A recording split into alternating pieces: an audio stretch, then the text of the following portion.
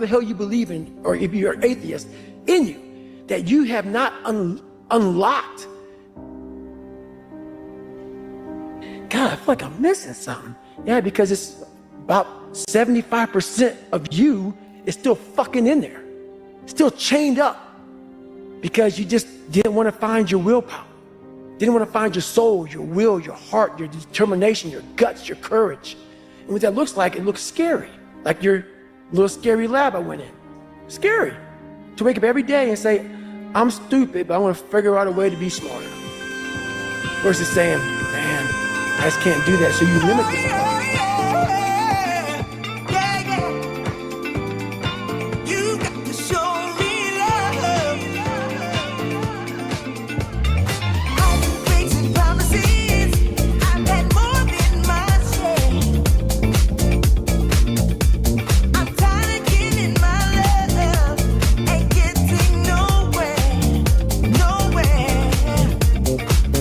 One, two.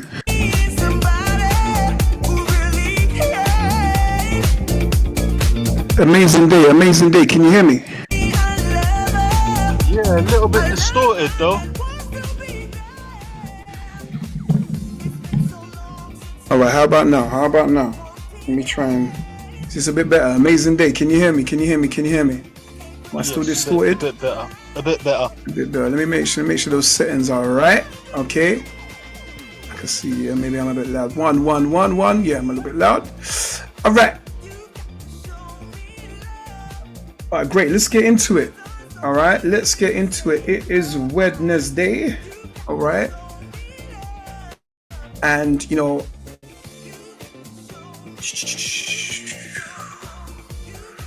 I missed out on this US flow, no problem. And to this morning, what we've been looking at is what trades I've been took. You guys, I know it's early, but if you want to catch those morning trades, gotta be on this session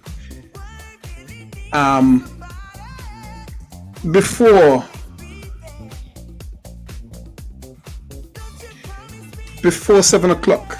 All right, so we're looking at GU, EU, US 30, and we are looking at UJ. All right, now let's look at the EU and GU trades, which have absolutely been going to hell. All right, which is this trade here and this trade here. All right, now it's not advisable to take both of them. Okay, I do trade both of them, but I trade it in a way where I'm ultimately using one to inform me of another. Okay, sometimes, like, these are cousins. All right, EU and GU, they are cousins, and they move together. They do very similar things. All right, sometimes you do see some divergence in them, which is a signal in itself, but more times out of 10, they are moving together, doing the same stuff. Okay, so sometimes one does it before the other, and that allows you to get a slight window into the future of what may occur with one of them. So if you haven't taken one, or you've got a concern of where to get out of the trade or whatever it may be, sometimes you can use one. Sometimes you can use one to inform you of the, of what's actually going on. All right, you can use one to inform you of the other. All right, so we're going to quickly look at EU and GU. My UJ is just ringing, which is interesting, and I'm just seeing where we are with it.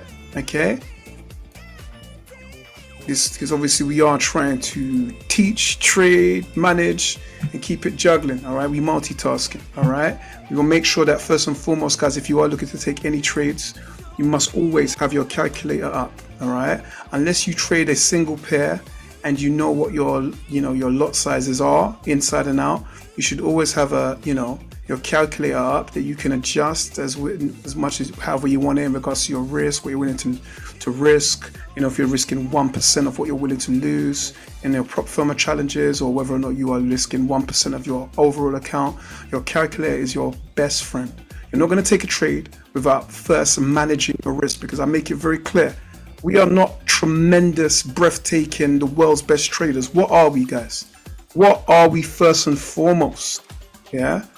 Amazing risk managers. We are amazing, like breathtaking, never seen before risk managers.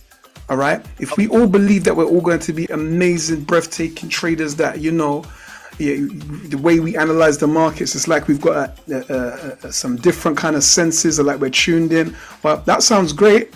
Sounds like a really good movie, yeah, a science fiction movie, okay?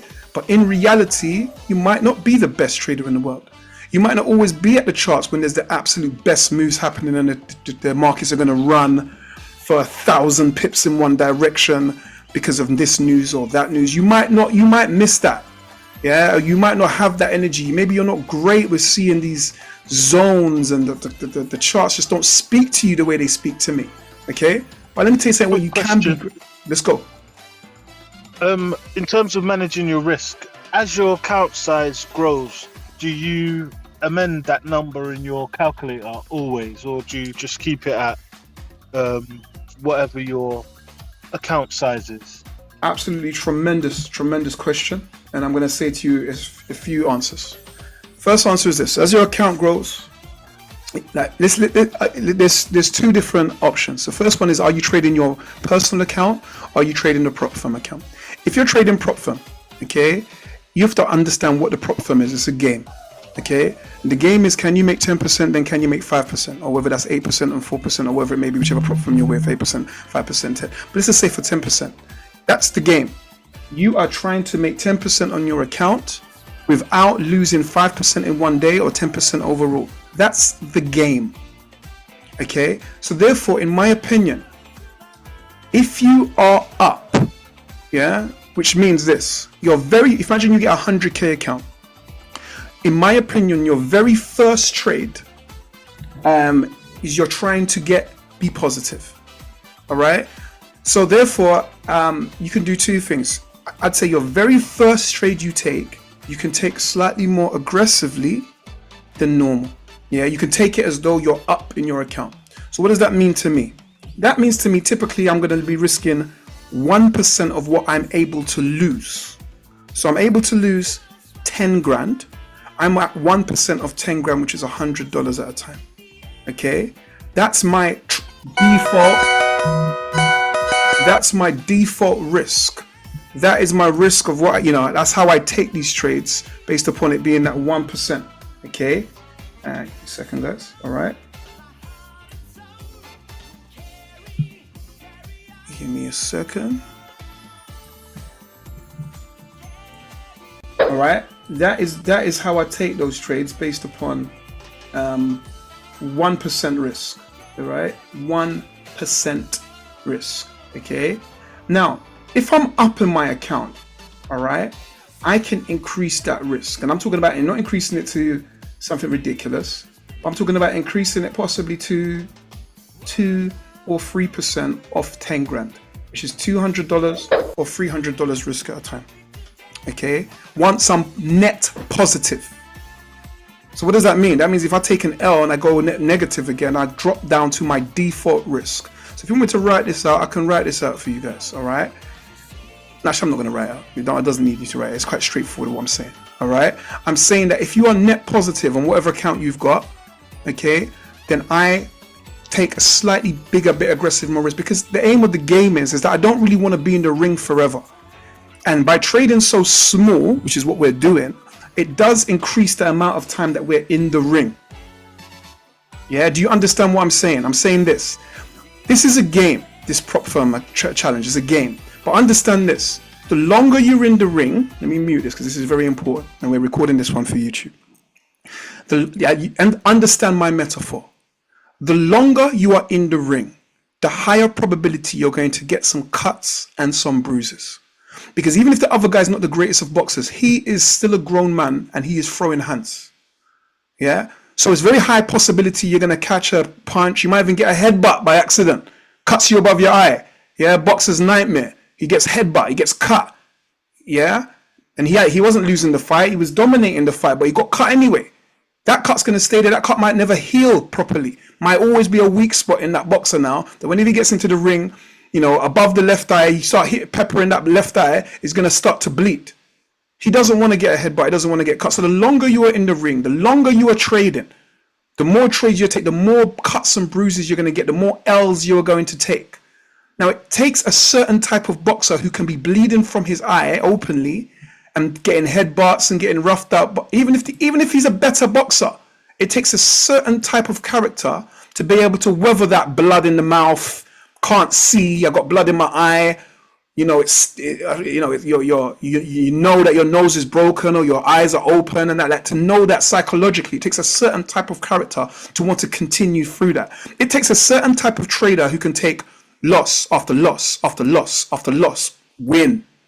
Okay, I'm up 1, I'm up 2, loss after loss after loss after loss after loss after loss, win again.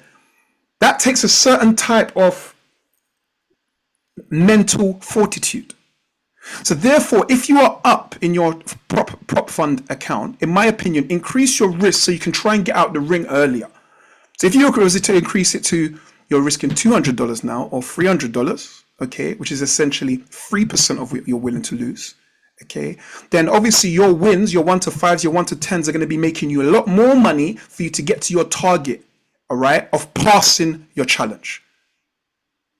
All right. I want you to define that question. So on your cashback calculator, yeah, your Forex calculator. If I go up 102 grand, do I change it to 102 grand? Is that what you're saying? Yes. No, I don't. Okay. I'll tell you why.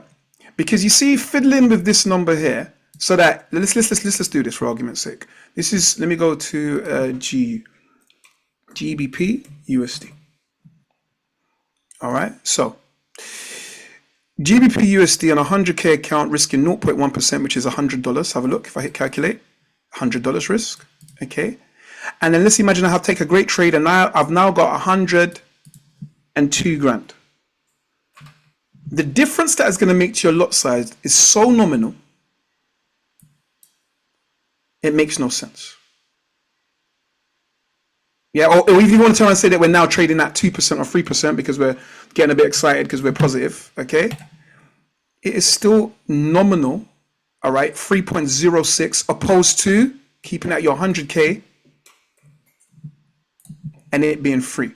Also, you're trading Forex. Forex is traded through brokers. Brokers give you slightly different numbers. It's not like futures. Forex are middlemen that give you slightly different prices. Okay, just like you're going to go somewhere and somewhere you can buy, you know, this iPhone case for this price, and somewhere you can buy this iPhone case for another price. And you're saying, why? Down the road I can buy it for this price. He said, bro, this is the price I get it at, bro. Sorry. This is the price I've set. Sorry. All right. So those prices vary and your candles may vary. You see, whenever you're taking a trade and you're using your Forex calculator, I always want you to be on the side of conservative. For example, let's imagine you measured out your stop loss and it was actually 8 pips. Plus your spread might be half a pip. Spread times 2, half a pip times 2 is 9 pips. Listen, make that 10 pips, please. Don't be out here like, oh yeah, it's I'm about 9.4 pips is my zone. Do not do that. It's stupid. It's stupid for so many reasons. The first reason is your candles may be different to your broker's candles from looking on TradingView. Second view, by the time you actually go and execute your trade on TradingView, the market may have moved against you. Yeah. Thirdly, you want to be on the side that this is me sending you to the shop. Yeah. You are my son, Jason, in this example, and I'm saying to you, I'm giving you my card. I'm saying to you, you can have my card. I'm trusting you. You're 16. It's your first time. I'm giving you my bank card and saying to you, listen, you can go out and live your best life. You can spend $100. You come back and tell me you spent £130. I'm slapping you all up and down the stairs. I said to you $100. I trusted you to spend $100 and $100 only. You can't come back and say to me, you just spent $130. That was not the deal. So you're better off coming to me and saying, Dad, I spent £97. I'm like to you, no problem, bro. Next time you go out, I can give you my card again because I trust you. Yeah, I gave you some parameters. You stuck to those parameters. I trust you. But you come back and say 110, bro, that's a slippery slope. I told you 100. How are you at 110? At that point in time, next time you're going to come back and say to me it's 140. And then the next time 160. Before you know it, you're spending £200 when I only want you to spend 100. I always want you to be on the side, the lower side. So you measured out a stop loss and the stop loss said 17 pips. It's 20 pips. When that lot size came out and it said 7.8, just put 7 in it. Just be on the side of caution. Because remember, your spread, which is the fee that you pay to brokers, is variable. It's a number that moves. Do you understand what I'm saying? It's a number that moves. It's a distance that moves your variable spread, your cost, yeah, for each transaction. It is variable. All right. So answer to your question, do I change this number as I make more and more money? No. But let me tell you something on a bigger picture. When you become a very good trader, because when you become an amazing risk manager and profitable, and you are now managing 10 million, 50 million, whatever it may be, then you've got no reason to trade at your 1%. At that point in time, you're not playing a game. At that point in time, you are trading your live account. You don't need to trade it at 1%. You would be risk off, because your number one desire is what? When you've got a shitload of money, what is your number one priority? Keeping it. Exactly. Your number one priority is going to be capital preservation. You already live in a 5-bedroom house. You already drive a Lamborghini. You already go on a certain amount of holidays per year. Do you know what you're concerned about? You're not concerned about buying you got a 10-bedroom house, of buying a 12-bedroom house. That isn't your number one priority. Your number one priority is making sure that you never go back to mumsy sleeping on the sofa. That's your number one priority, is capital preservation, and wealth creation comes second. So therefore, if I've got, this is 10 million, okay, is my account, I don't need to take $100,000 trade every time I'm trading. I can say, you know what, I'm only going to risk 0.25%. I'm risking 25,000 out of my $10 million account. If I catch a 1 to 10, yippee-ki-yay. If I catch a 1 to 5, yippee-ki-yay. Because let me tell you something, you making 250K today is 250K. Whether you traded 0.25% or not, 250K is 250K. 250K is 250K. When you tell your investors that, yeah, we make £250,000 net positive every single day, and it's 5 days in a week, they look at you like, okay, I'll leave my money with you. You don't need to be out here taking 100,000, or better, worse still, where was we at 3% of what we're willing to lose? And every single position, you're risking 300K. What happens if you have a bad month? Hemorrhaging money. You got to go back to your investors and say, yeah, we actually lost 1.5 million today, taking 5 bad trades. Man, I'd be like, what? Sorry? Because in their mind, 1.5 million is 1.5 million. Like, you lost $1.5 million. Like, why? What happened? All right. So as you get huge capital, especially if you're trading your own funds, dropping this risk gives you a level of comfort. But in your pursuit as a day trader of trying to pass your prop firm challenge or grow your wealth, you have to be slightly on the side of understanding the game you're playing. So for me, that game is this. If I get a 100K account, if I'm up, I can increase my risk. My 100K account in a prop firm isn't that I've got 100,000 to lose. So that people get quite confused. If I trade 1% of a 100K account, I'm actually trading 10% positions, because I can only lose 10K and I'm out. I can only lose that trade 10 times, lose 10 trades in a row, I'm done. So I don't necessarily need to be there. I'm not trying to hit a home run or go, hit a bullseye, because that means I could pass my challenge in one trade. Technically, the trade that I've taken this morning, I would have passed my challenge. All right. The trade I took this morning, I would have passed my challenge, which we're going to go and look into in a minute. But for you guys, I don't think that should be your goal. Your goal should be trying to stay in the game as long as possible. All right. To be able to do great things. That's why I believe your goal should be staying in the game as long as possible for you to be able to do tremendous things. Okay. And therefore, because you're learning, you're still in a phase of learning. You're not in a phase of you've clocked it. You know exactly what's going on. You know everything about everything. You're in a phase of learning. You just have a prop firm challenge account. So I don't want you blowing your account in 10 trades. I want you to stay in that learning phase, bro, and learn as much as you can do with a real account. Learn how to put your lot sizes in. Learn how to find good positions. Learn how to feel what it feels like to be in drawdown. Learn what it feels like to have to manage your trade when you're up positive and all you want to do is close it, but you haven't got to your target yet. So therefore, I'm saying to you, if you are down less than 100K, you're going to make sure you are staying at 0.1, meaning that you're at 1% of what you're able to lose, which is 10K over the duration of your account and 5K over the duration of 1 day. Okay. When you're up positive, you can increase this number depending on your proficiency and how confident you are to 0.2 or 0.3. But as soon as you go down below this number again, 100K, you're going to revert back to the norm. There you go. That's my complex answer, answering all facets of what you should be doing with your size. Because let me show you how even though trading is small. So if I trade, look at the trades. These are the 2 trades I took this morning. Trading our strategy after liquidity was taken from above, from Asian sessions high in the London session. Well, this first trade here is a 1 to 8 trade. So and this is without scaling in, which I will tell you how. This is how you can grow your account, even trading quite small. And this other trade here, which although I told you not to do so, it's not advisable to be trading EU and GU, because then you've got all eggs in one basket.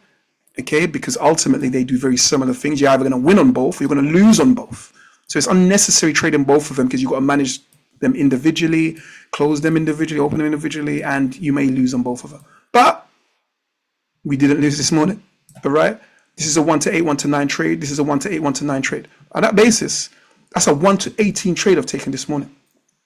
That trade's was worth to me nearly 4.5, 5 grand with me taking partials. 50% partials at 1 to 3. Okay. Now we've come down here, we've taken liquidity, we're seeing a retracement. Okay, which is fine. Okay. But the realities I'm saying is this, is that this trade means that I've just made a substantial amount of profits, even trading it small. So therefore, if you took this trade with me this morning, who cares? You've had a profitable day. Who cares that you didn't pass your challenge today with 1 trade? There's tomorrow. There's the day after. There's next week. You get it? It's like patience is a huge part of this trading journey also, because patience fights our natural urges to have everything now. Man out here paying for Amazon Prime. You know why? Because if I click the button and I want something, I want it. I'm trying to get today. I'm not even looking at the items that I'm not delivering today or within 1 day. I don't care about 3 days. What an eternity. Gonna come, October the 29th. I'm like, what? I don't want that. Because that's how our brains have been wired in this current Western world, is we want everything now. And that's the same when we come to trading. It's like most of us don't have the patience to pass our challenge in 3 weeks.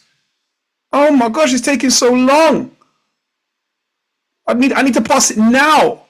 And that is the trap. Because when you want to do something fast and you take shortcuts, more times out of 10 you trip over, fall on your face. Try run up the stairs, skipping 3 steps at a time. Yeah? That's when you injure yourself. That's when your little big toe just catches the step and next thing you know, you land on your face and you take out your 2 front teeth. You're like, right, why didn't I just take 1 step at a time? I might have got up the stairs ever so slightly slower, but at least I got up the stairs. I'm telling you, in this trading space, all we see is, go on Instagram right now. It's we can pass your challenge for you. Click the link below and we will pass your trading, your funded accounts within 2 days. How is that going to help you? That their business model is mad. Their business model plays on the insanity of traders. How does it help you if I pass your challenge for you in 3 days? Because after I pass you the challenge and give you back the account, you still got to make some money. You still got to be profitable to make some money. What have you learned? Nothing. So what happens if the next time round, after you don't pass and make any money because you blow your account, that you want to go and pass again and that company's gone now? For whatever reason, their little algo or halfway they're passing people's challenges ain't working anymore and they've disappeared off the face of the earth. And how are you going to pass your challenge and feed your family and do something, buy a big chain? When you didn't take the time to learn for yourself because you wanted everything now. Doesn't help you in any way, shape or form. What helps you is you taking your time and learning actually how to be profitable. And I'm trying to give you the easiest blueprint of how we can become profitable. And how we become profitable is by understanding that we are not necessarily going to be the best traders that man has ever seen. That they're going to write about us in magazines and tell stories about us for years to come of how we slayed the markets. That's unlikely. Sounds nice, but it's unlikely. But what is more likely is that we can say, Jay said, I'm only going to I should only be losing $100 at a time. Jay said that when I get above 100,000, maybe I can increase my risk a bit to $200 or $300. Jay said that, you know, if I'm managing my own money, I definitely don't want to lose my 10K. Why don't I trade it slowly and grow that account? Now, there is a school of thought, and here's the school of thought.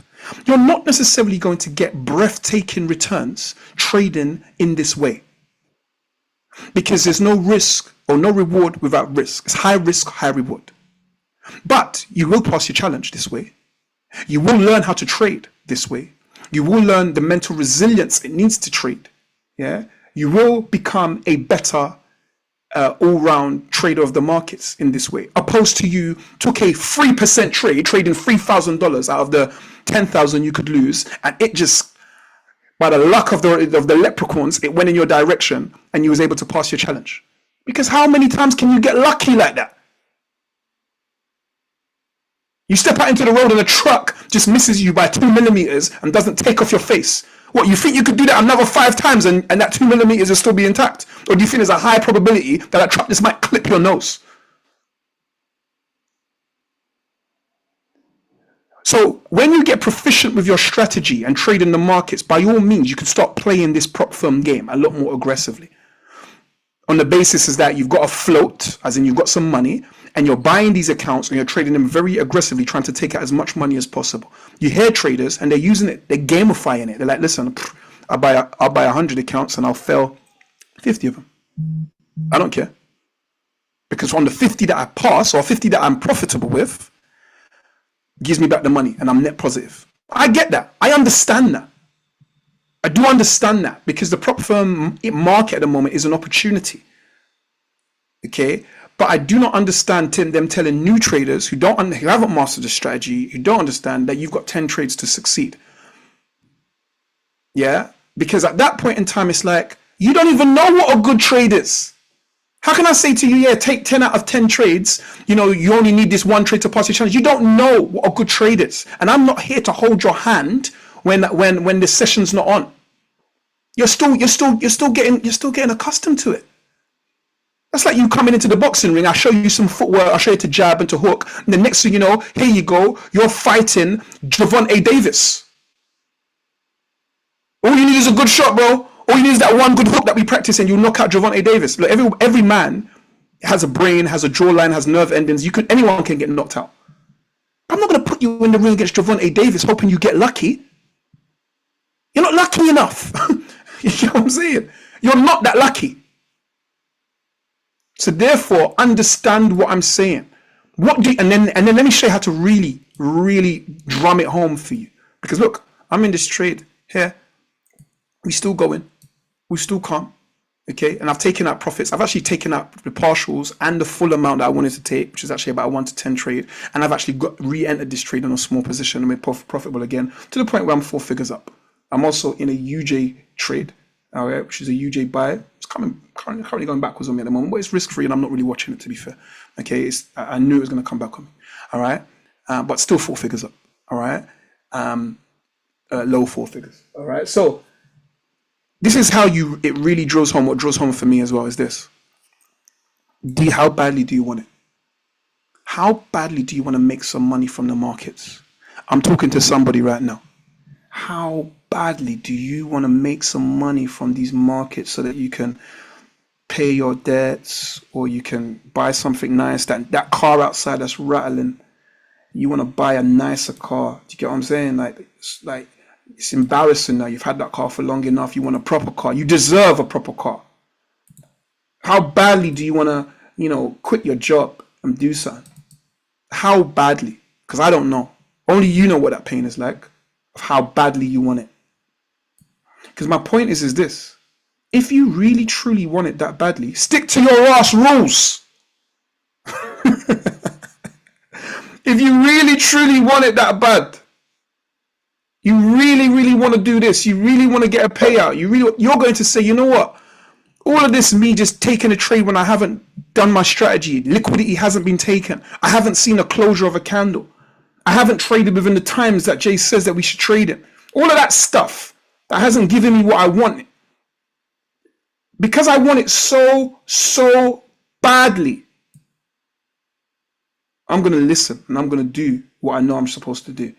Nothing's going to lead me astray from doing what I'm supposed to do. You know why? Because I want it so badly. And I now know, not only from what Jay said, but from my own experience, because I'm sure everybody here has blown an account. Everybody here hasn't been as profitable as they thought they was going to be profitable. They thought they was going to do this trading thing and buy now that they would have had the Lamborghini. So if that hasn't worked for you, bro, and you want it badly, I'm telling you that this is what you need to do. You need to revert to the fact that you are not an amazing, breathtaking, the world's best trader, you know, that anybody's ever seen. And you're going to manage your risk. You're going to stick to your rules. You're going to do all the things that you've got in the blueprint and what I show you every single morning, if you want it bad enough. If you don't want it bad enough, do what the hell you want to do. Hit the button, revenge trade, increase your lot size, you know, trade some random. I had a dream last night and I thought it's going to go up now, so I'm just going to trade. I'm just going to hit the button. I don't care what Jay says. Do that. You might even get lucky. Who knows? Maybe the leprechauns are shining, yeah, on you, and you know, a shooting star, and somebody cracked an egg with your picture in the mirror and did something, and maybe it might work for you. Probably not, but maybe.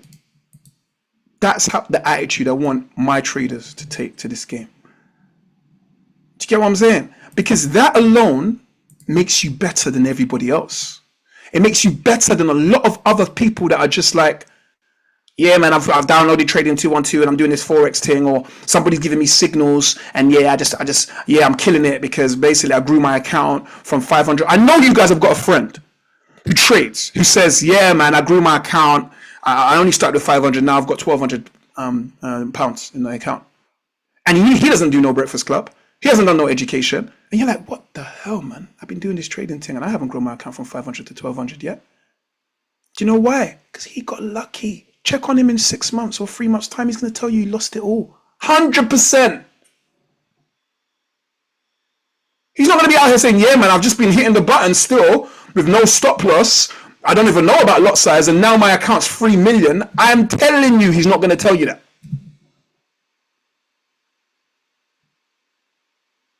So therefore, understand that what you're doing, the slow burn, the one foot in front of the other, the left foot, right foot, left foot, right foot, left foot, right foot, is the only way you're going to get to that place where you're talking about quitting your job, buying big cars, taking your family to certain places. It's the only way. Everything else is just faff. There is no easy route. You are already working smarter by getting education and being here every single morning. You're already working smart. But just because you work smart doesn't mean hard work goes out the window. It just means that you're working smart and hard. See, this generation just wants to work smarter because they've been got by the, man, what's the point in you going and doing this? All you got to do is this and that. And other than AI will do the rest and you make 3 million a day.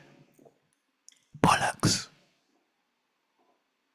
If you're eating the right foods and you're going to the gym doing the right exercises, yeah, then you're already working smarter than a man who's not eating the right foods. He's not doing the right exercises, yeah, and he thinks he's going to beat you in a race. But you still got to go to the gym every day. You still got to lift the weights every day. And this is the problem. People want to just go, oh yeah, I'm just doing this diet because that alone is going to fix you. Or I'm just going to the gym, but I'm eating McDonald's. I've got McDonald's breakfast coming. You know, I've ordered it on Uber Eats. It's coming through any minute now. It doesn't work like that.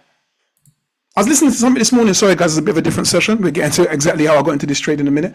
I was listening to something David Goggins was talking this morning. You might have heard it. And he just said it's so easy to be great. It's so easy to be extraordinary.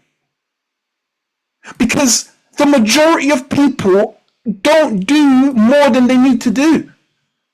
The majority of your friends are not up in the morning doing Breakfast Club trying to learn trading. They're watching Loose Women. The majority of your friends don't wake up in the morning and go to the gym and do something in the gym. Yeah?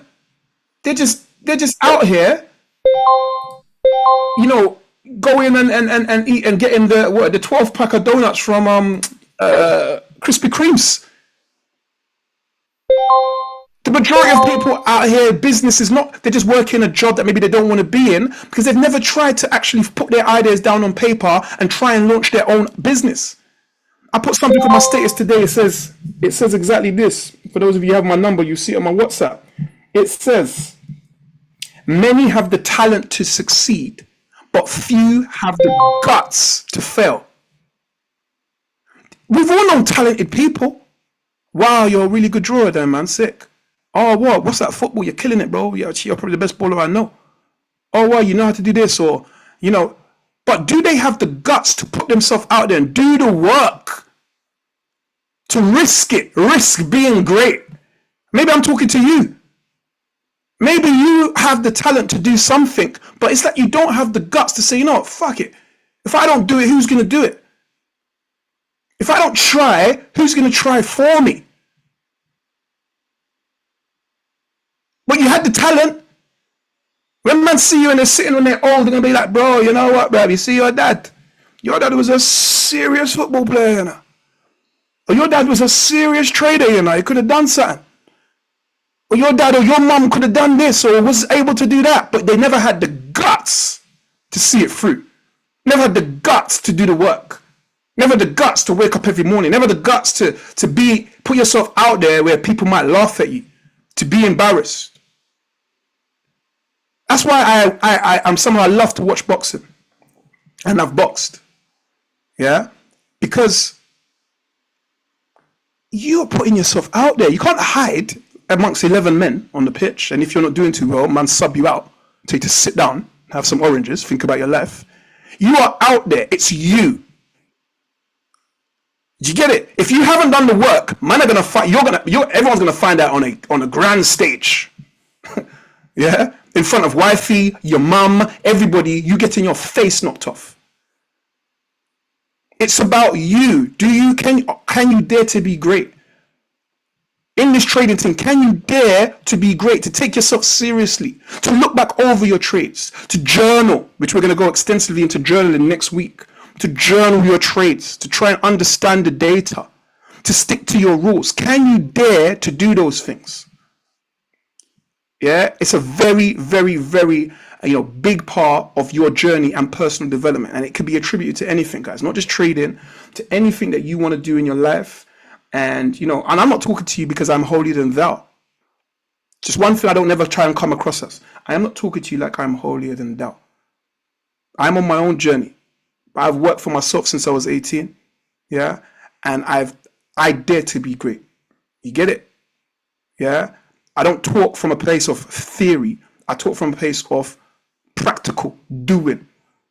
I'm here every morning, regardless whether you are here or not. I'm here. I'm not talking to you about running my businesses. I'm running my businesses. Am I at the finish line yet? No. But when I get to the finish line, even though there is no finish line, that's another conversation. But when I get there, ain't nobody can tell and say, bro, Jay don't deserve that helicopter, bro. Jay don't deserve that island and the yacht that parks into a bigger yacht, that parks into a bigger yacht. No one can't tell me that. And you've got to be the same. You've got to be the same about your journey, same about your trading. That someone's going to say, well, Jason was plugging away that trading thing for time, Yeah, I know when he started that thing. Still going. I don't even know, man. He's on some joke thing. I ain't seen him for a little while. Then you come back through the ends in the shiny thing. Jay, what's going on, bro? Where you been? Yeah, bro, just been doing my thing. What's that Porsche? Is that a Porsche, Jay? What car is it, Jay? I'm asking you, Jay. What car is it, Jay? Because you've seen it already. What car is it? What car is it, Jay? But now it's a Lambo, A what? It's a Lambo, yeah? a Okay, see? Lamborghini. It's a Lamborghini. Okay, is it a particular one?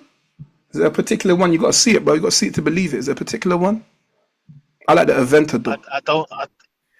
Yeah, I think it's that one still, the event. Okay, why not? I like the Aventador. You come back in an Aventador, man. I'm like, rotted, bro. Man, ain't seen you in 5 years, 10 years. What's going on? What's this? A who? I can't even pronounce it. What is this? So he said Aventador. What you doing, bro? You're not trading thing. You haven't been doing that. I manage money now. Yeah, I'm a money manager. How much you got under management? Oh, I manage 10 million. Wow, how did you achieve that, bro? Just keep plugging away at it, bro. This is a metaphor for anything you're doing in life, not just trading. Do you have the guts to actually win? How much man go to the gym for a 3 weeks and then stop going? Start looking in the mirror going, "Rah, Betty's getting mad." Go to the gym for holiday, and when holiday's done, man are back on the donuts. How many people, bro? And I'm not trying to say that it's not human traits. I'm just saying those human traits fall us into average. It's the traits that man are not normal. Man are like, "Rah, bro, you still doing that thing? Crazy." Yeah, bro, still doing it. That's what we're striving for. We're striving for, sticking to our rules or understanding why we're doing what we're doing. All right, let's have a look at this trade. GU, we're going to look at the GU and the EU trade and understand why we got in that trade. So I'm going to break down one of them first. So I'm just going to make this into a single window. All right, so I'm going to delete everything like this. The only thing we have on here are our session indicators. So anyone watching at home, wondering what's going on my screen, wondering what's happening, these are just session indicators. If I wanted to, I could put the labeling on here, which will show that the red is Asian session, the yellow is London, the blue is New York PM, and we've got New York AM sessions. All right, but I don't want to do that because I've got enough things on my screen already. And I've told you now. All right, so we understand this in the markets. The markets like liquidity. The markets chase liquidity. Liquidity is a pool of money that, sits in the market. For example, if I was to say, "Oh, wow, Asian session highs over here, I want to sell these highs," then ultimately there would be a pool of my stop losses above those Asian highs, right? Because I want to sell Asian highs. Okay? And therefore, this pool becomes, for the thief, the market is a thief, becomes so attractive. It becomes like, the tastiest thing that this market could sink its teeth into is that liquidity. You get it? So we understand that when the market takes liquidity, because it's a thief, when it steals that liquidity, it likes to run in the opposite direction and go and hide what it's stolen. Yeah, it's stolen your wallet. It likes to run in the opposite direction, take your money out, put it in his pocket, and throw away the wallet, and then walk past you like to say it didn't steal from you. So when liquidity is taken here, above these Asian session highs, there are certain things we look for to be able to get an entry to take the trade in the opposite direction. Now, that isn't a foregone conclusion. First and foremost, we need to understand the basics. We understand Unity strategies built upon the basics, the fundamentals, the foundations, which is market structure and price action. We need to understand what is the bigger picture. The liquidity alone, we understand, is one bit of confluence that allows us to take a trade. It's not the be-all and end-all. There is no be-all and end-all in trading. There isn't like, as soon as you see this red candle do this, we do that, and that's going to be right all the time. No. It is understanding the language of the markets and being able to read between the lines and read the lines that have been presented to you. Because if I gave you a book, a novel, I said, "Listen, Jay, listen, Marcus, in this book has the secret to immortality. I'm only going to borrow you this book for 5 minutes. But the books, you can read the whole book in 4.5 minutes, but it has the secret to immortality, the secret to being rich and wealthy. And I gave you the book, and the book was in Japanese. You've only got 4 minutes, it's ticking now.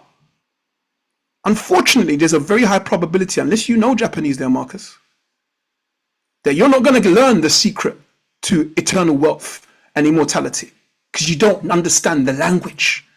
So what we do here every single morning is learning how to read that language. Read these candles. Understand. Let me tell you something for I can tell you. Yeah? Is in a room, let's go to your barbers, and your barber knows nothing about the markets. You can come to him for a position of knowledge, of fact, that GU has been falling in price since 2008. This is not an opinion. This is a fact. Because you've seen these markets and you've seen them making lower lows and lower highs and lower lows and lower highs and lower lows. And we're currently at a lower high. This is not an opinion. This is a fact. Because you know how to read the markets. You can also say to him, however, since 2022, around about October, the market has been making a bullish retracement. Yeah? Because the market from there has been doing this, making some higher highs and some higher lows and some higher highs and some higher lows and some higher highs. This is not an opinion. This is a fact. So you're already more knowledgeable. You're already not a smarty pants in your barbershop telling everybody about the markets. Okay. How do you use that information to prosper? Because this is the weekly chart that we're looking at because we zoomed all the way out. I'm going to put in some lines here. And unless you're taking a trade where your stop loss is going to be quay above a week high, yeah, which more than likely as a day trader is not going to be the case, that this weekly chart doesn't help you that much, apart from understanding what I've just told you. But when we drop down to our daily time frame, we're like, okay, now we're zooming in a bit. We're getting a little bit more information for us to draw some lines. So I've drawn some lines in here. They're not the best of lines because I drew them on the weekly time frame. So therefore I was a little bit, off the mark. All right. But remember, these lines I'm drawing they are just a guide. People get so hung up with their lines. They're just a guide. These green lines are guiding my eye, telling me that this market has been trading, okay, within these ranges. That's what it's all telling me. Now, this is the bigger range. This is the bigger Russian doll containing this market. All right, the trend. However, this market is allowed to come all the way up to this white dot once it doesn't close above it, and this market would still be making lower lows and lower highs. So I have to be aware of that. That though I want it to turn around now on this yellow fictional line that I've just drawn on my laptop, it can do what it wants to do. It's got all of this leeway all the way up to this high to do whatever it wants to do. But on a smaller picture, I can see that the market is trading within this smaller green range here that you can see that I've drawn. Okay, we can make it a little bit tighter, or I can draw it better, to be fair. I've just been being lazy. All right, I can draw it better. And I'm taking in the data points. Every place that we can see here is a data point. What does that mean? It's a point of data. Something happened at this low here that stopped this market from bang. What happened is that it hit a wall of buyers that said, listen, this is a discount, bro. I'm buying here. And when we got up to this type of level, something happened to stop this market going bullish, bullish, bullish. It hit something, which is sellers saying, yo, I'm selling here. And it came down here. This is how the markets move. It's a market. It's in the name. It's full of buyers and sellers. That's what happens in the market. You're either a buyer or you're a seller. Yeah? This market pushed up, sat on a previous battlefield, continued to push up to the top of the range. Now we've come and we've broken structure on a daily time frame, broken below this little level in here, which sat on a previous battlefield. Is that an indication that maybe the market wants to start making on a smaller level lower lows and lower highs? And lower lows, is it potentially trying to do something like this? I don't know, because I don't have a crystal ball. But it's given me an indication from me reading the text. If you're reading the text and you're reading the book and you're on chapter 1, you don't know what happens in chapter 6. You might got an indication of, this is what the story is about, and based upon your previous experience reading these type of romance novels, you kind of know which way it's going, but you don't know. There might be some twist in the end, and the butler did it. You don't know. Okay? Now we look at some other bits of confluence. We want to see about previously daily candles. How did the what was going on previous day?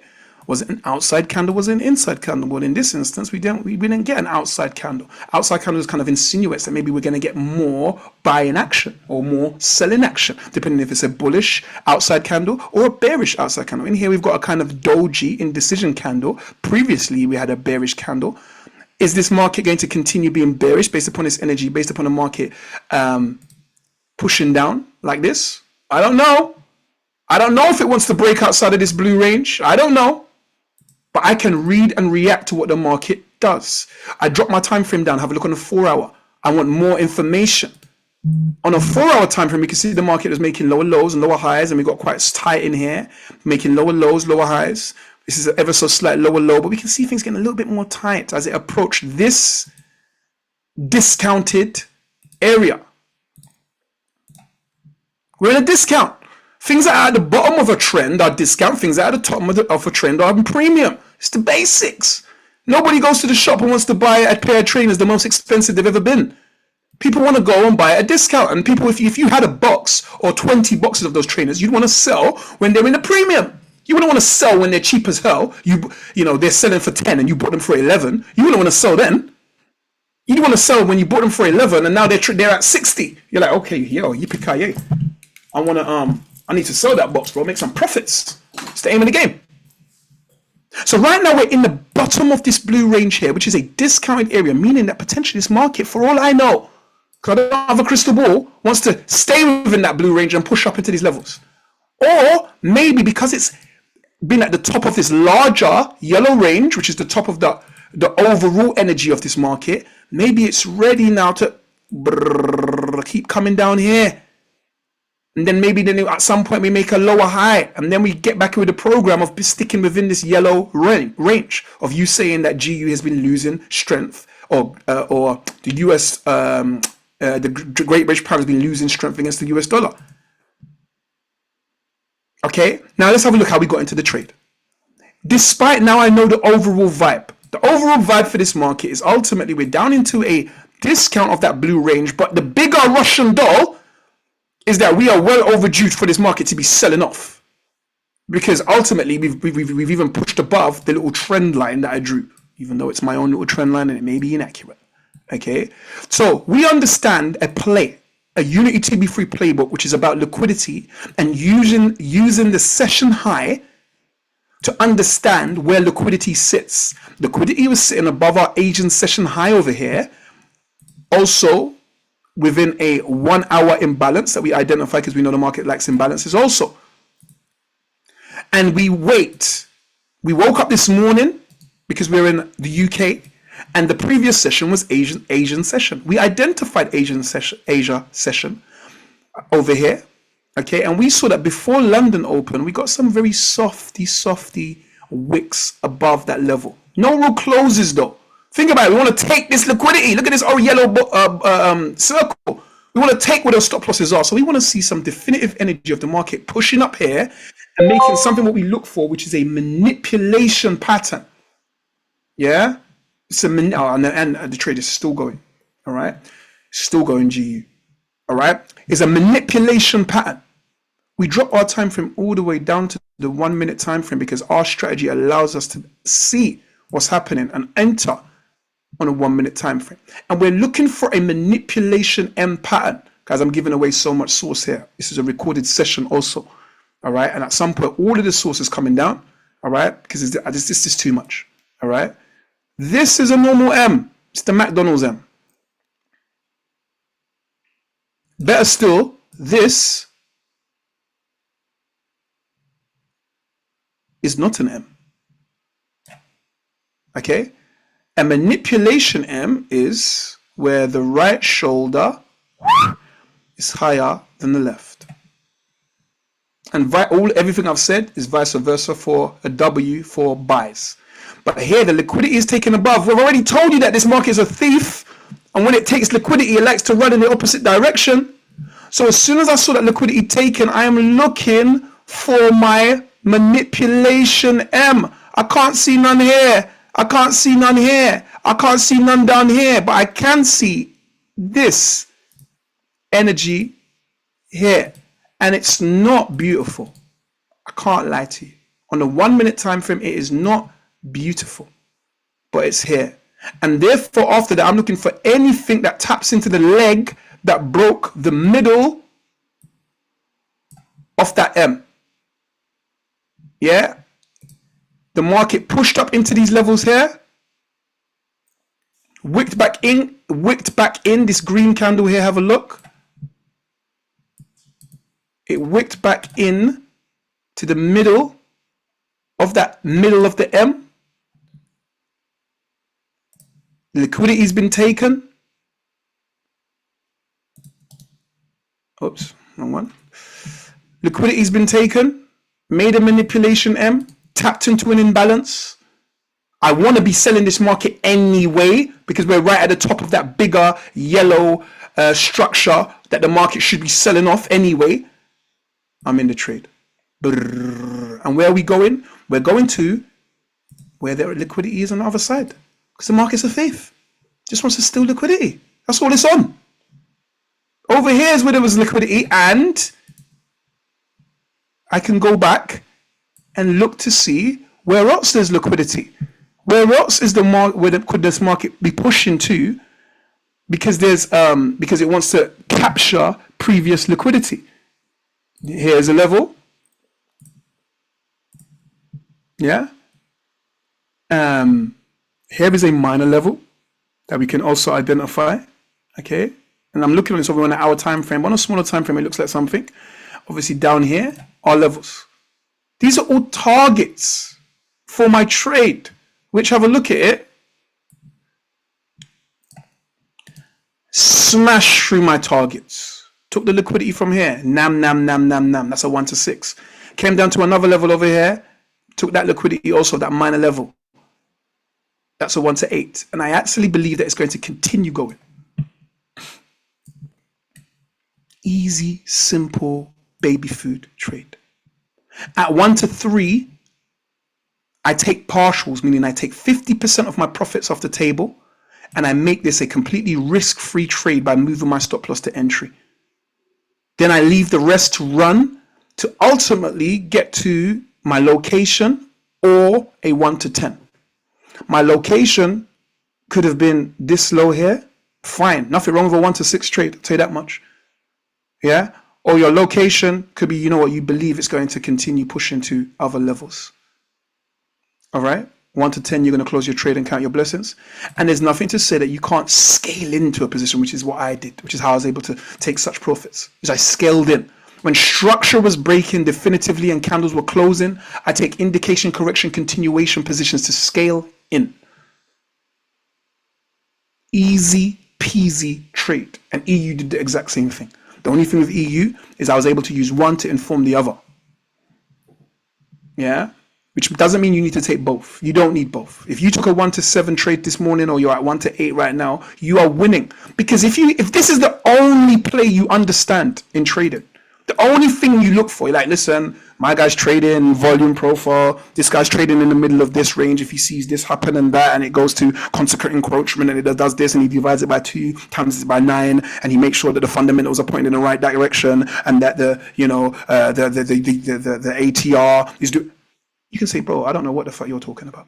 My French, sorry. I look for this play.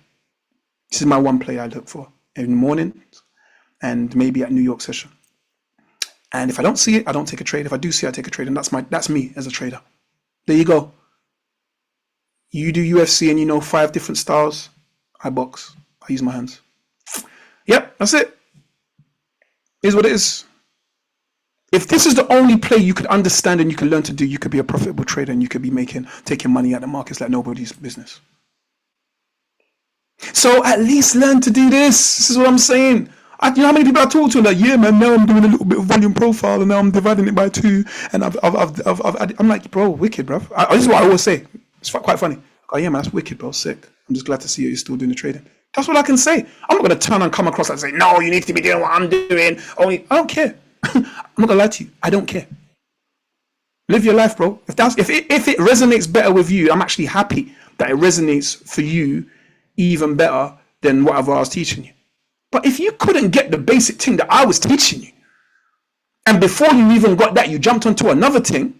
Bro, you ain't made of the stuff, bruv. You're going to go and try a new thing before you've even executed on your thing. How are you going to win like that? At least understand this thing. Go, you know what? I get it. I like it. I can do it. But I want to add something else. Or I want to improve in something. That's cool, bro. There's nothing wrong with self-development, personal development, improving. But before you even get Wagwan, you're on to a next thing. I mean, why do you believe you're going to be able to get the next thing?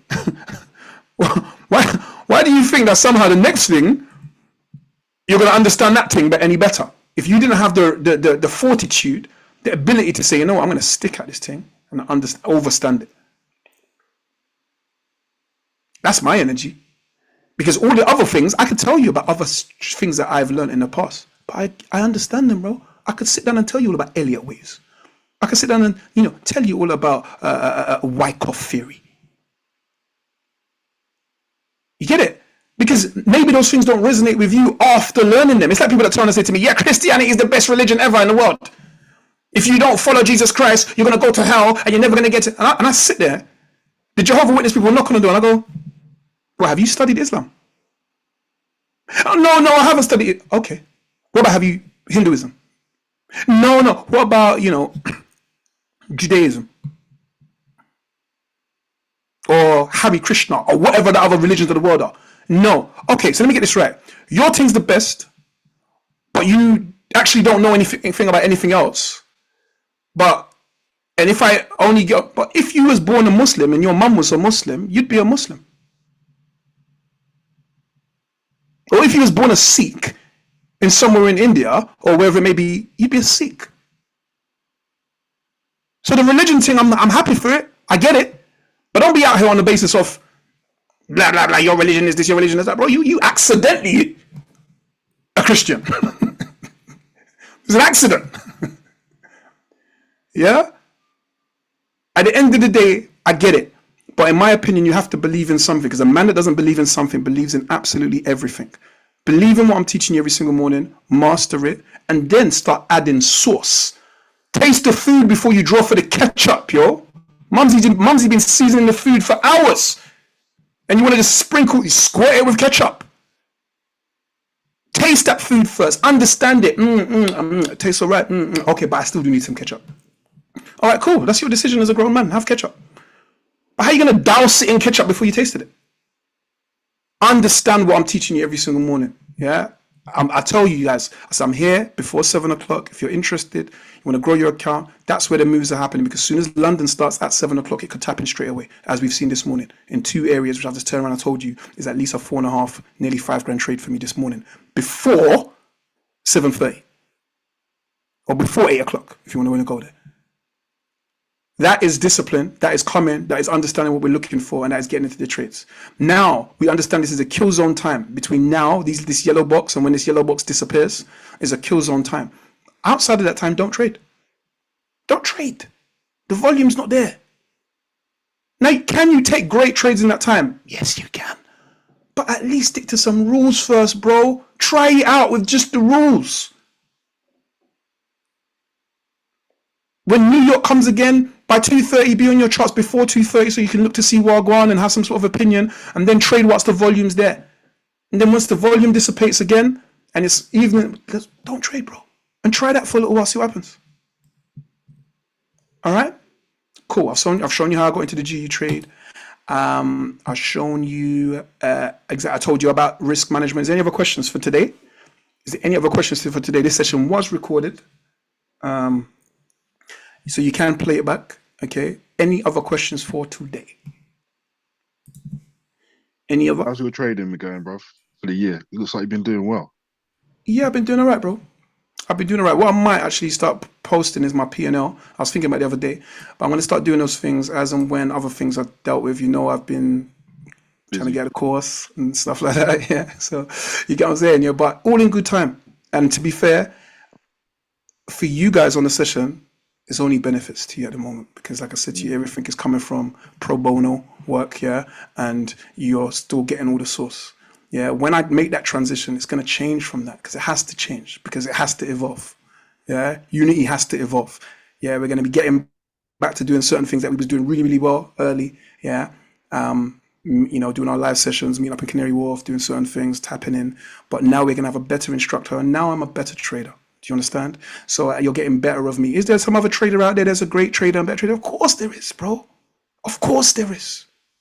Is there a better something of everything? Of course there is, bro. But at what point are you going to try and get to, sensei level? At what point are you going to say, you know what, I need to make a home somewhere. I need to do something somewhere. Is there somebody out there that's turning around? And am I turning around to you right now and saying to you that I've pulled out tens of millions of pounds out of the markets? I haven't. If you want the disclaimer, I haven't. If I'm turning around and saying to you that I'm bound to, and I'm on my journey to do exactly that.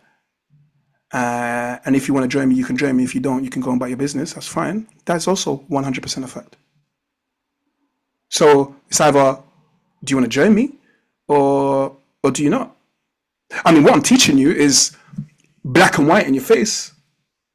The trade that I took this morning, which is profitable, is black and white in my face. And remember this as well. Let me say something to you also. There's a lot of these traders and educators and whatever it may be that are going to be on there, and you don't know their P&L. You don't know how much money they make. Doesn't mean they ain't got good information. Because trading is not just about the information, it's about their psychology. So what happens if I'm giving you guys A+, A* university education, but my psychology, because my own emotions, my own life, my personal life is out of sync, is making me lose trades, making me do things against what I'm telling you. Well, it doesn't mean that you can't benefit from the information I'm telling you. Maybe you've got a calmer demeanor. Maybe you are in control of your emotions. Maybe certain things, because I'm going to tell you something, the education I'm teaching you is not that complex.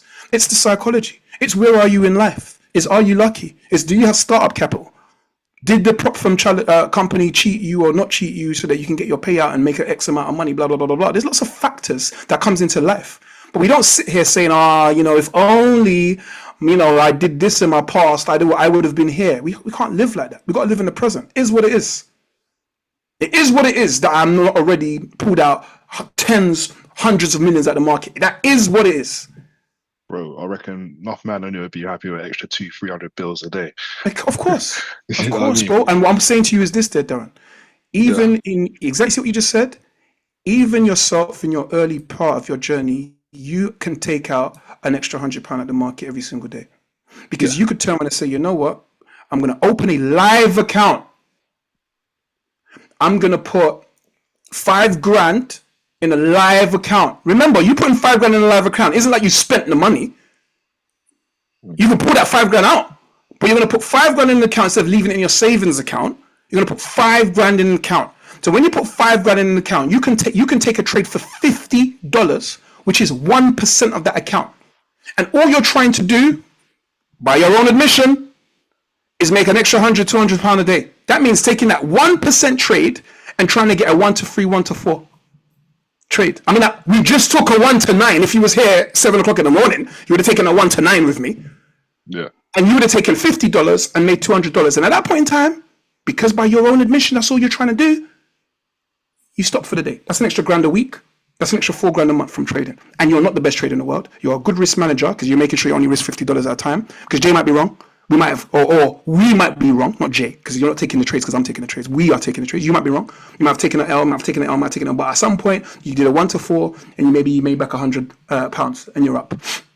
That is not impossible based upon your information that we have learned. It is not impossible. It's very, very simple, in fact. But the problem is our psychology, because a lot of people don't want to stop after they made $100. A lot of people don't want, and the prop firms are a bit to blame as well, that they're trying to they've seen themselves make 10% and 5% in one day and this, that, and the third and blah, blah, blah. And they've seen the guys on Instagram that are telling them, and it does subconsciously mess with your mind, like everything does. Yeah, but everything you see has an impact on your reality. You get it? If you see something mad, you've seen, a white guy with a red beard who had just murdered somebody and he's on the run. When you're walking and you're minding your business, any white guy with a red beard, ginger beard, becomes a threat. You start looking at him mad, holding the kids tight, whatever it may be, because of what you've seen. Yeah. So if you've seen certain things in the market, you've seen this guy making 80 grand, you've heard about Jay doing this and putting out this money, or whatever, maybe, like, you think to yourself, rah, that's That's what I should be doing. It's like you going to the gym. How can you go to the gym and you're measuring up yourself against my man in the gym who's got mad muscles? You don't know his journey. You got to measure it up against your journey. Are you better yesterday than you was today? Now, you asked me how I was doing in my trading journey. My trading journey is always good. You know why? Because I'm a great risk manager. But have I blown accounts? Yes. Have I blown prop firm accounts? Yes, I have. Have I got payouts at prop firm? Yes, I have. Do I manage my own money, grow my own money? Yes, I do. Have I lost money? Yes, I have. In my education to get to this point, have I lost money? Yes, I have. Do you understand what I'm saying? But it's a little bit like... But like you said, you was getting better in it. So I can see you getting better in it, and like everything education-wise, it's being easier as well. So there you go. Yeah. Do you understand what I'm saying? It's like, in my opinion, I look at my life, forget about trading. Look at your life and ask yourself, what thing did you get great at, or did you have great success in, that you didn't first have to have, there was some cost to it? You got to grind for it, bro. You got to grind for it. For Anything everything. worth it's got to be grind. Yeah. For everything, yo. Whatever job that you're in right now, you probably didn't start in the position that you're in now, on the wage that you're on now. You probably had to go get some education about it. You probably had to get in the train and reach in your own pocket and pay for your travel and pay for our new shoes and our new pants and our new shirt out of your own. That was the cost of you getting to work. But people, when they come to trading or they come to anything whereby it's them trying to personal develop, if they don't get instant results, it kind of disheartens them. But I can't remember nothing else in my life that might have got instant results. I just can't remember anything. You were in a relationship with a person, a woman, or a man, like what? It's always, you haven't had to work at it. Or it's just been constantly magnificent. Please show me that relationship. I don't know if it exists. Do you get what I'm saying? So the bottom line is that I take the same attitude. All you have to do is survive. This is the problem with some people that get involved in this trading thing. It's because they don't have an absolute foggiest. They go and put their life savings into something and lose it all. Now they can't live to fight another day because they're not tremendous risk managers. That's the only thing. You have to survive. You have to get to the point where you know what your mistakes are. You have to get to the point where you know how to take the L's. You have to get to the point where your account's in negative and you still know how to get it out of negative. Yeah. But yeah, that's that. That's that. Like I said to you, it is a powerful thing to be able to put your mind to something and to stick to it. Yeah. Because it doesn't matter if it takes you 3 months, 6 months, a year, 2 years, 5 years, 10 years. You just have to work at that. Is this thing worth it taking 10 years? If it's not, don't do it for 10 years. It's no point you being here and spending 100 grand on the basis you're going to make 1 grand from this thing in 10 years time. In my opinion, that's stupidity, and I wouldn't advise you doing it. Yeah, you're going to be here and you're going to work on this business and you're going to spend 500. That's why if you've seen Dragons Den, man coming in and go, they say their idea and then they say, how much have you spent on this idea? They go, yeah, I spent 400,000 so far. They go, what? Where do you get the money from? From friends and family. And they go, stop right now. So this business is not going to make you 400,000. So stop right now. However, if they turn around and say that the business is some different kind of business that is easily going to make them 400 million because of the type of business it is, it's some energy business, it's doing this, it's doing that, that there's a market for it, that there's a demand, it makes sense, the timing's right, boom, boom, boom, they got a good team. And the guy goes, how much have you spent up to date? He goes, I spent 400K. They go, where'd you get the money from? Because friends and family. They go, okay. Cool. Well, anyway, on that basis, I would like to invest. I'm willing to put up the 4 million because they can see the opportunity. You see, when I look at these markets and I understand what it is, I understand that these markets can give me any amount of money that I desire. So if it means that I spend 5K on my education, 10K on my education, 20K, 30K, 40K, 50K, within my reason of whatever I am able to spend, I understand that once I get to that point where I get it, I've learned it, I've achieved something, and there ain't nothing that I've put my mind to that I haven't learned and achieved. Yeah, that I understand that the abundance that can come from this is endless. Then if I team that up with, your account, you're raising capital, you're managing money, you've got people tell me they believe in JP because I've got hours of education, I've got a team, I've got testimonies from Jason, Jivan, Sister Abana, yeah, Dabban, Marcus saying, bro, this guy can trade, bro. He's taught me how to trade. He taught me how to trade. So when I turn around and I've got my license and I turn around and say, yeah, I'm raising money right now. and I'm taking money from individuals, from high net worth individuals, people are going to be saying, you know what, damn, I'm going to give this, take the money, bro. I've seen your history. I've seen the reports of your last 2 years. I've also seen what you've done on YouTube. I've also seen what you built. And if you're saying you're going to give me X return on my money, here, take the 100 grand. And now I'm turning around and saying, okay, I'm a money manager. I've got 50 million under management. If that's what I want to do. But the point is I'm making to you is that is me doing that on my own time, with my own energy. Nobody ain't my boss. I don't have to rely on nobody. Once the internet connection is slapping, I'm able to do what I'm able to do. I'm able to turn that skill of Forex to trading into stocks, to trading in crypto, to trading in different areas, to be able to apply my same understanding of the markets, to be able to pass this knowledge on to my kids so that they will never have to rely on somebody to go and break bread.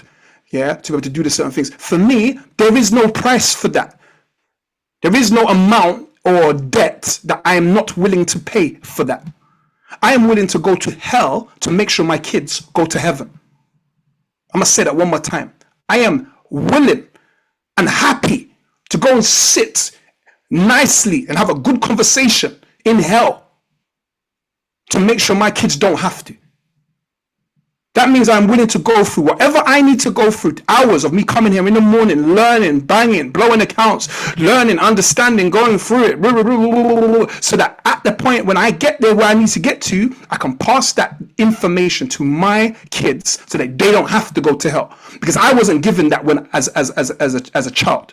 I wasn't given that opportunity from my parents to say, here's a leg up. And I was, because I wasn't born in the favelas, in somewhere eating dust, you know, and there are people that definitely has had a much harder upbringing than myself and has still been able to achieve success. But I'm the star of my own movie. I can't be the star of somebody else's movie. But my dad or my mom didn't say, Jay, let me show you how to be a carpenter. Let me show you to do this wood. So therefore, when I get to a certain age, worst case scenario, I know how to make chairs out of wood. That was never given to me. So I'm tip of the spear. I'm tip of the spear. And yes, you can do it with business as well, guys. You don't have to do it with trading. You can do it with business. You can do it with other things that you put in place. But the whole point is that you're here on this planet, surely must be to leave an impact. To be able to influence your generation, or if you don't have your own kids, the next generation, somebody else that can say, you know what, damn, I'm not going to lie to you, Jay showed me X. That's the point, right? When you think the point can't be me going and just working in my own little bubble, working for another company, making some money, having like a few holidays. I've got a nice car, nice chain, live, die, disappear off the face of the earth, and I haven't affected nobody. Yeah, that can't be it. If you really think about it, that can't be it. That's pretty rubbish. It's a pretty rubbish civilization, if that's it. So for me personally, in my community, nobody was out here trying to teach me about financial literacy, trying to teach me let me understand the markets, trying to teach me about risk management, trying to teach me about thinking about fundamentals and what's happening in the world. Go ask your brethren about what's happening in the world. Ask them. See if they know. See if they know anything about money, where money flows, where money goes, how to invest money, ETFs, balancing their account, managing their risk. Ask them. They don't have the foggiest. And if they are not creating business or trying to educate themselves and put themselves in a better space, what are they passing on to their kids or to the next generation? I'm going to be real and I'm going to be raw. Nothing. Absolutely nothing. When your kids land, they have to start from zero. And I'm just going to give them to the government and hopefully the government can work it out and teach them something that's going to be fantastic for them. It's not good enough. And it's not only here, it's in all areas of our personal development. It's in our health, it's in how we eat, it's in our understanding of where we come from, it's an understanding of God's. Guys, I watched something this morning, so powerful. I should tell you something I knew already, but it just popped up on my thing. It just talks about, like, you know, let me ask you guys a question right now. Most of you guys here on this call are from African descent. So who are your African gods? Tell me them. Because Jesus only popped up recently. Wherever AD or you know, when he popped up, yeah. Who are your African gods? What was your religion before Christianity? Who you referring to? Anybody? Tell me. Was a religion before Christianity? Tell me your African gods. Before Jesus popped up, who were we praying to? Where? We were under the sun, the moon, stars, and stuff like that. like I said to you, this is not supposed to be a trivia question. The universe, I guess, like energy. Whatever it may be, I'm saying to you, it's not supposed to be a trivia question. It's supposed to be something that in our lifetime, we try and understand. We try and learn. We try and be better so that we can pass on this information. Just like right now, if Mumsy don't teach her daughter or her son to cook rice and peas, after a while, no one can't cook no rice and peas. No, everyone's gonna be like, if that information isn't passed on, your culture, your knowledge is not passed on, it will disappear. It's not going to be nowhere. So surely your job is got to be to learn something that you can pass on. Because it's easy to turn around and take what he says. Okay, so all right, so my God should be blonde with blue eyes from Africa, obviously, yeah, and that's what I should put on my wall. Oh, if you say so, no problem. I'm going to run with that. Guys, I'm not. No disrespect to anybody who that is their definition of, and that is their Christ or that is their God. Because in my opinion, your God should look like you, bro. I know why Jesus Christ had blue eyes, and why if I go to my grandma's house, you're going to be stared up and down the room. Bless her soul, she's no longer here. By a blonde hair, blue-eyed Jesus Christ. I know why. Because when the colonizers came and colonized, Jesus Christ had to look like them. It makes sense. How am I going to come and take over a community and make their God look like them? Nah, your God should look like me, bro. I am your God. Whenever you look at me, I've got blonde hair and blue eyes. I get it. I don't not get it. If you look in history, when somebody conquers the land, they destroy all of the previous civilization's history. True. Pilgrimage and that still. Maybe what they do also, if they're clever, is the stuff that they go, rah, these people had batteries, these people was generating energy. They'll take that information for themselves and they'll rebrand it and say that they did it. You know, Christopher Columbus just be discovering places that people been living in for hundreds of years. The reality is that, like I said, we are here. I cannot do nothing about the past, unfortunately. But I can do something in the present for the future. And this trading thing and this community that we have built is one step in that journey. Within here, there's people that can do stuff. Marcus can do stuff. Jay can do stuff. Darren can do stuff. You can do stuff.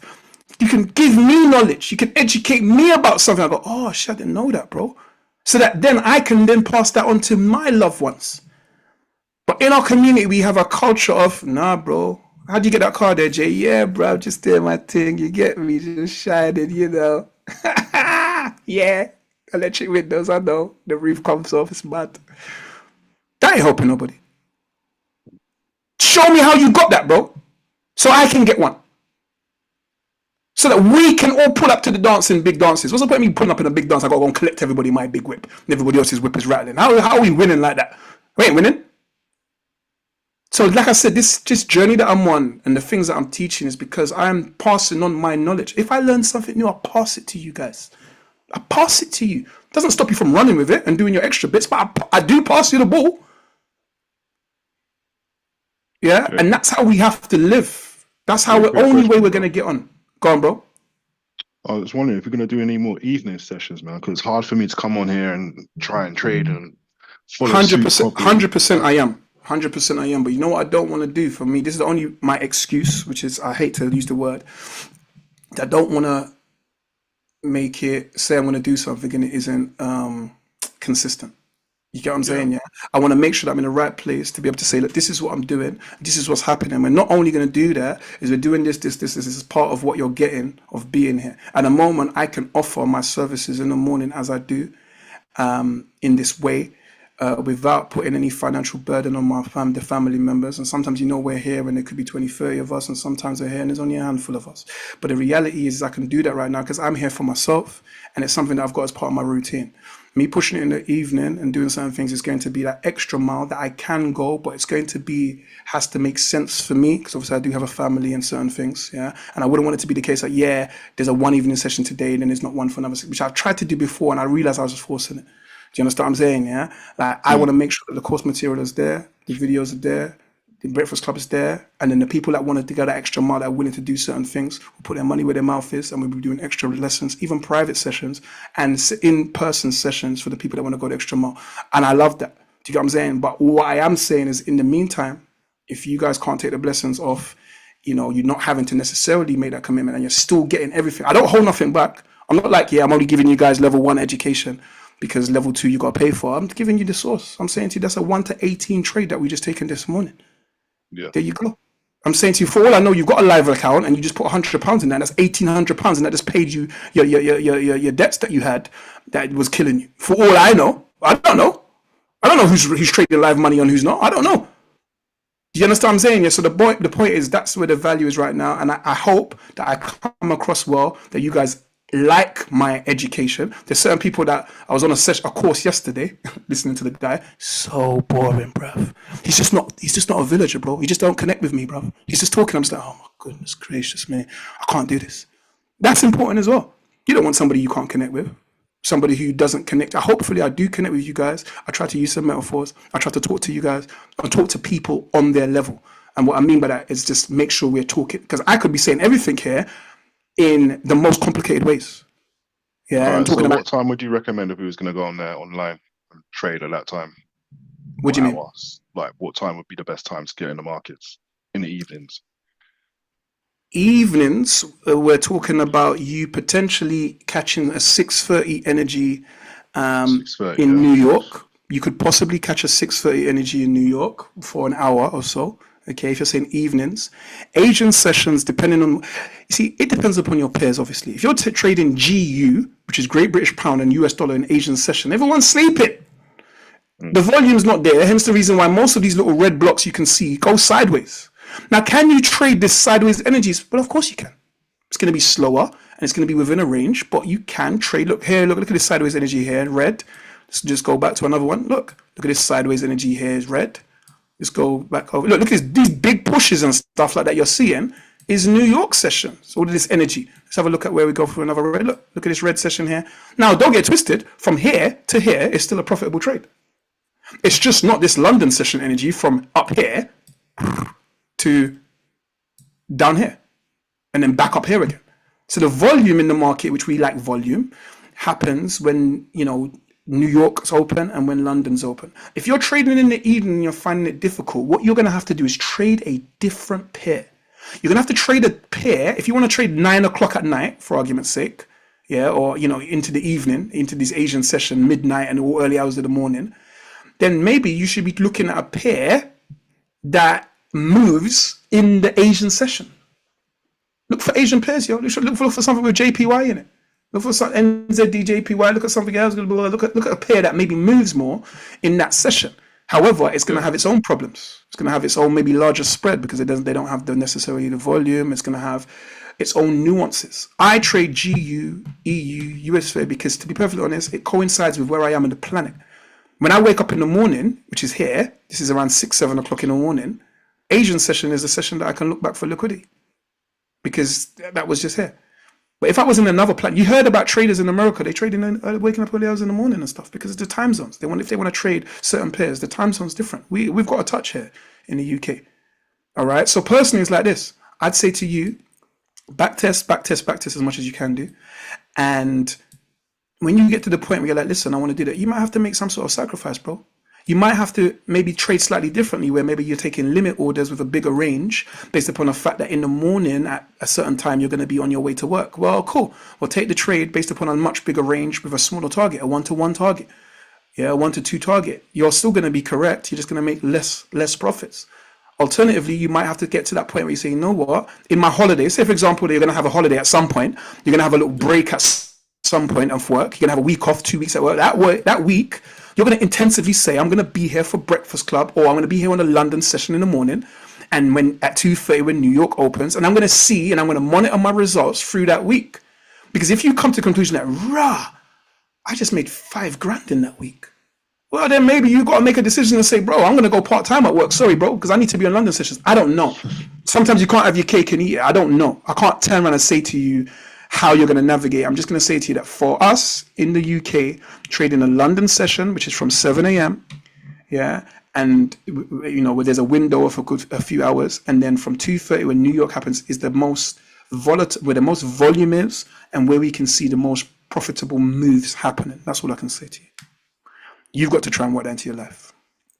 Yeah. Or alternatively, you might turn around and be like, bro, everything you've taught me has allowed me to invest in stocks really well. You know, and on that basis, I don't really care about when the volume is. I just use your analysis, understand where discount and premium is, and I've taken my money and I invest in stocks. And this is something that is possible also, my bro. Just try and take what you can, whatever you can take at the moment, take it and just use it to the best of your ability. But good question, bro. Like for me, it's been I've had to go to the gym earlier now. Like I'm up from 5 now to make sure I get to the gym before 6, so I can get back here before 7. That means I have to get to bed slightly early. I've had to shuffle my whole life because I'm a night owl, innit? I like to work till 3, 4 o'clock in the morning if I had my way. Do you understand what I'm saying? But I can't necessarily do that if I need to get to the gym for 6 or quarter to 6.